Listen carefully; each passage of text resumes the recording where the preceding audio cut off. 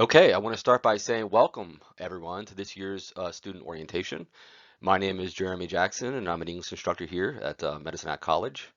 As we all have experienced, at the very least to some degree, we live in a strange and ever-evolving times. Stressors such as midterms, assignment deadlines, essay due dates, and the general connectiveness we're each lacking on a daily basis can cause each of us, especially college students, some undue pressure, which, in some cases, can lead to general or even acute anxiety and depression, especially when many assignments will inevitably coalesce this upcoming semester, having the possibility to create a maelstroms of emotions. So it's paramount that we bear in mind that as this upcoming semester unfolds, we all can become susceptible to some form of mental health episodes. This is a topic of both profound gravity, but also a subject that should be freely talked about, absence of shame or stigma. To that end, those who are especially susceptible are those who are traversing the landscape of a post-secondary education. In fact, according to the University of Alberta, and this comes to no profound surprise, quote, students experience a variety of stressors and challenges that are particular to the academic life. When considering these state demands in a larger context, i.e. personal and work life, mental health can become an area of struggle for many students, unquote. This is a sentiment echoed in a study conducted by the Alberta government whereby, quote, post-secondary students are more likely to report mental illness symptoms than non-students. An unprecedented number of students are aware of and seeking help for mental health and illness concerns, and they need support by the colleges. With that in mind, our very own Medicine Hat College has a number of outlets specifically geared to the needs of any post-secondary student struggling with various types of mental health issues. Let's take a look at a few.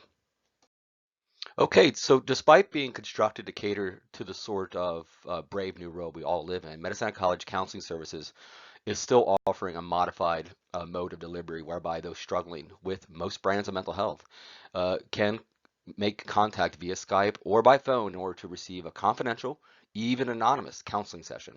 That is to say, you are not required to divulge your name or any information about you, and that any of that information will not necessarily distill down to anyone if you don't wish it to, and that includes instructors, of course. We won't necessarily find out any confidential information you're going to share during these counseling sessions. So there's no real stigma associated with that. According to the link listed here, students can make an appointment with counseling services by contacting Marie Wanty or Kelly Mills, or by calling the advising desk at 403-529-3819. Also available, as mentioned before, is the confidential voicemail line, which is 403-529-3935, all of which are constructed around, and this is important, judgment-free zones. If you're looking for additional mental health support, Medicine College is utilizing Blackboard as well. To that end, the Mental Health and Counseling Department has shared a resource module on Blackboard that includes information about COVID-19, self-help ideas, coping strategies, and a discussion board. And I'm just reading directly off of Mental Health and Counseling's landing page. Medicine students can access the modules by one, logging into Blackboard with their mymedicinecollege.ca account. Two, clicking on student supports located in the organizational catalog in the lower left corner of my institution page. Three, selecting a healthy place _org. From the drop-down arrow, choose enroll and click the submit button on the confirmation page. Once your enrollment is confirmed, by a member of the counseling department, you will have access to this resource. With all this information, it's imperative for us to realize how dedicated these services are to your mental well-being. So without any real hesitation, if you find yourself with any of the stressors, such as anxiety, depression, feeling of impending doom, or just general sense of feeling lost, you are not only welcome, but implored to access these online resources. Additionally, by clicking on this link, you will be given other online resource options that list other techniques to cope with things such as anxiety, mind control, managing your mental health during COVID-19, dealing with COVID-19 anxiety even, living with worry and anxiety amidst global uncertainty, managing stress and anxiety, relaxation and meditation, progressive muscle relaxation, guided meditation, coping with depression, to name a few. There are a variety of drop-down menus as well, each listing specific topics and resources. To name a few, managing anxiety, stress, and academic performance. I would think those are two things that are highly correlated, stress and academic performance.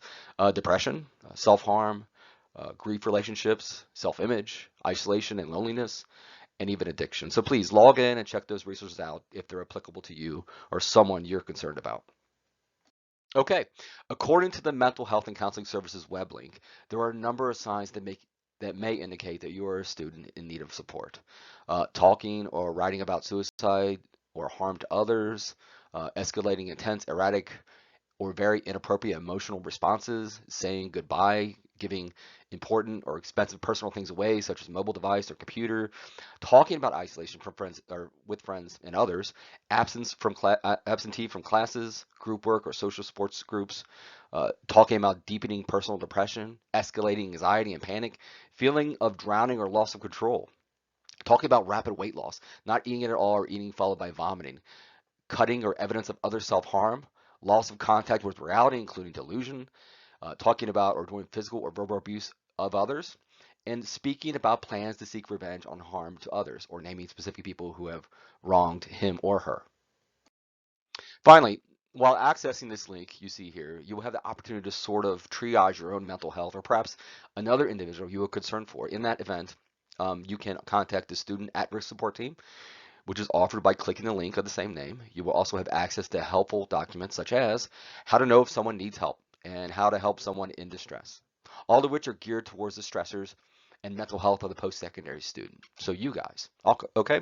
So go forward, each and every one of you, and triumph this semester, but be especially attuned to all that our college offers with regard to your success, especially when it comes to your personal mental health. Take care and have a victorious fall, and please do not hesitate in utilizing any of the resources we discussed here today. Thanks, guys.